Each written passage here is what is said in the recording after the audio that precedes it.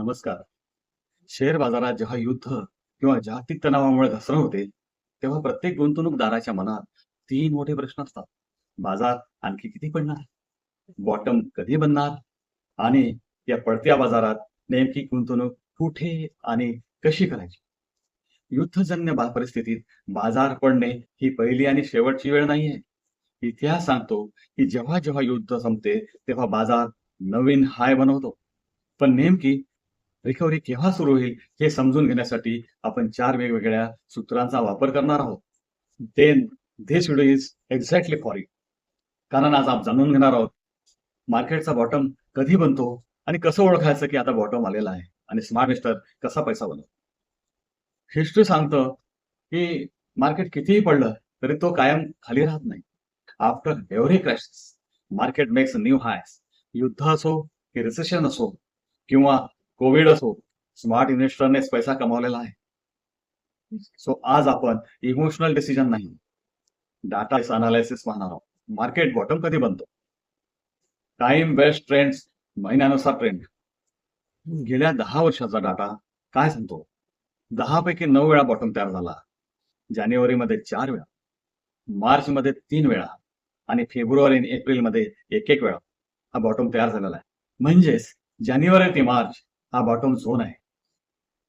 September तर डिसेंबर हा top zone आहे. जेव्हा लोक घाबरतात तेव्हा स्मार्ट इन्व्हेस्टर खरेदी करत असतो.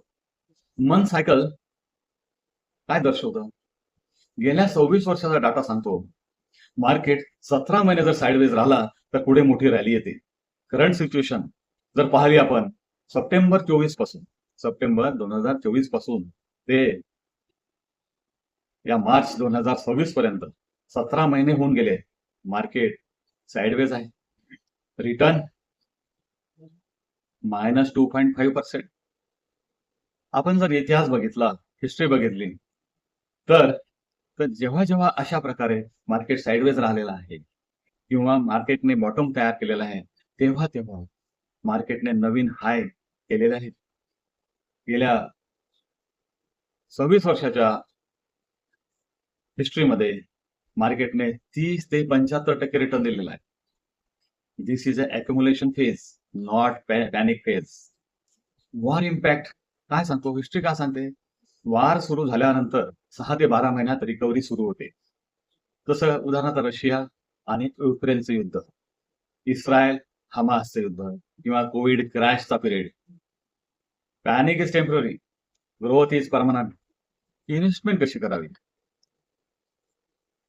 याच्यामध्ये स्ट्रॅटेजीज ठरवायला पाहिजे. पहिली स्ट्रॅटेजी असावी time based investment. Timing is difficult but time in market matters. Aggressive investors, short blast SIP. जेव्हा जेव्हा वार सुरू झालेला आहे, मार्केटने बॉटम, मार्केट खाली आलेलं आहे, तेव्हा तेव्हा स्मार्ट इन्व्हेस्टर्स इन्व्हेस्टमेंट करत असतात. समजा तुमच्याकडे 1 लाख रुपये, तर 1 लाख रुपये एकदम न गुंतवता त्याचे 5 भाग म्हणजे 20-20 हजार रुपयाप्रमाणे दर आठवड्याला गुंतवत राहायचं. बॉटमची वाट पाहायची नाही. बॉटम हा कोणालाच माहित नसतो. म्हणून वाट न पाहता ठराविक कालावधीनंतर म्हणजे दर आठवड्याला 20-20 हजार रुपये गुंतवत राहायचे. दुसरी स्ट्रॅटेजी, जेव्हा जेव्हा मार्केट 500 पॉईंट खालीत असतं तेव्हा तेव्हा स्मार्ट इन्व्हेस्टर्स अशाच प्रकारे इन्व्हेस्ट करत असतात. 1 लाख रुपये जर आपल्याला इन्व्हेस्ट करायचं असेल तर त्याचे 5 भाग करून 20-20 हजार रुपये प्रत्येक वेळी ते इन्व्हेस्ट करतात. नंतरचे जे स्ट्रॅटेजी आहे zero risk investors. Zero risk investors हे वॉर, युद्ध थांबायची वाट पाहतात. पण लक्षात ठेवा, चीप प्राइसेस मिळणार नाही. कारण मार्केट मार्केट ज्या प्रमाणात पडतं त्याच पद्धतीने मार्केट सडनली वाढतं आणि तेव्हा तुम्ही ही संधी सोडलेली असते. आता गुंतवणूक कुठे करावी? म्युच्युअल फंड्स, सेफ आणि स्मार्ट ऑप्शन. यामध्ये फ्लेक्झी कॅप फंड्स हे फार लोकप्रिय फंड्स आहेत आणि invest in all market caps. HDFC flexi cap, Parag Parikh flexi cap. जे बिगिनर्स आहेत त्यांच्यासाठी मल्टी ॲसेट फंड्स आहेत.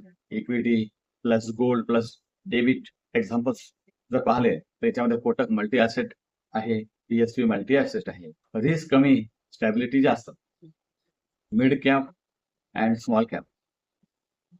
आपण आता पाहतोय की स्मॉल कॅप 25% खाली पडलेले आहे आणि हा अपॉर्च्युनिटी झोन आहे. रिस्क मोठी जरी असली तरी इतिहास सांगतो की स्मॉल कॅपने जास्त परतावा दिलेला आहे. सेक्टर अपॉर्च्युनिटीज आहेत. पॉवर सेक्टरला फार पॉवर सेक्टरला खूप मागणी आहे आणि डिमांडेड सेक्टर आहे. तेव्हा ICICI, true energy, SBI energy सारखे जे पॉवर सेक्टरचे फंड्स आहे याच्यामध्ये जरूर गुंतवणूक करायला पाहिजे. फार्मा सेक्टर आहे. फार्मा सेक्टर हे कधीच न संपणारा सेक्टर आहे. कारण जोपर्यंत मनुष्य या जगात आहे तोपर्यंत फार्मा सेक्टर हे ग्रो होतच राहणार आहे. यामध्ये एसबीआय हेल्थ केअर आहे, निप्पॉन फार्मा आहे, अशा प्रकारचे फंड उपलब्ध आहेत. डायरेक्ट फंड्स स्टॉक्स डिस्काउंटवर उपलब्ध आहेत. अदानी पोर्ट्स आहे, L&T आहे, बीपीसीएल आहे.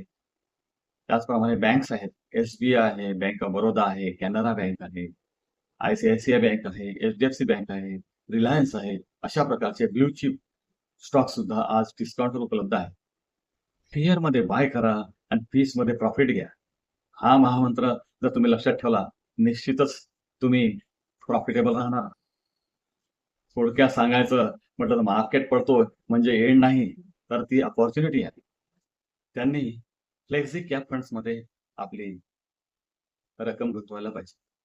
या फ्लेक्सी कॅप फंड्स मध्ये लार्ज कॅप, मिड कॅप आणि स्मॉल कॅप तिन्ही प्रकारचे स्टॉक्स समाविष्ट असतात. यामध्ये जे उत्कृष्ट फंड आहे ते पराग पारिक फ्लेक्सी कॅप फंड आहे, एचडीएफसी फ्लेक्सी कॅप फंड आहे, यूटीआय फ्लेक्सी कॅप फंड आहे, ICICI Prudential flexi cap fund आहे आणि कोटक फ्लेक्सी कॅप फंड आहे. यापैकी कोणत्याही फंड मध्ये आपण रक्कम गुंतवल्यास निश्चितच आपल्याला परतावा चांगला मिळणार. हे जे फ्लेक्सी फंड आहेत त्यामध्ये डायव्हर्सिफिकेशन आणि लॉंग टर्म च्या दृष्टीने हे फंड्स फार पॉप्युलर असतात. फक्त लार्ज कॅप फंड्स हे स्टेबल आणि सेफ असतात. यामध्ये टॉप कंपनीज असतात, लो रिस्क आणि स्टेडी रिटर्न्स. यामध्ये जे उत्कृष्ट 5 फंड्स आहेत त्यामध्ये ICICI Prudential blue chip fund आहे, एसबीआय ब्ल्यू चिप फंड आहे, ॲक्सिस ब्ल्यू चिप फंड आहे, एचडीएफसी ब्ल्यू चिप फंड आहे किंवा एचडीएफसी टॉप 100 फंड आहे, मेरा ॲसेट लार्ज कॅप फंड आहे. These funds are based for conservative investors. Stability and consistency is there. Mid cap funds. These are for growth and for the risk takers. यामध्ये जे 5 टॉपचे mid cap funds आहेत त्यामध्ये HDFC mid cap fund, Motilal Oswal mid cap fund, Axis mid cap fund किंवा Edelweiss mid cap fund, Invesco India mid cap fund. Mid-cap funds have strong growth potential and have delivered high returns historically. ऐतिहासिक दृष्ट्या जर पाहिलं तर mid cap फंडनं परतावा खूप जास्त दिलेला आहे. आणि शेवटचं फंड आहे small cap funds. These are high risk with high returns.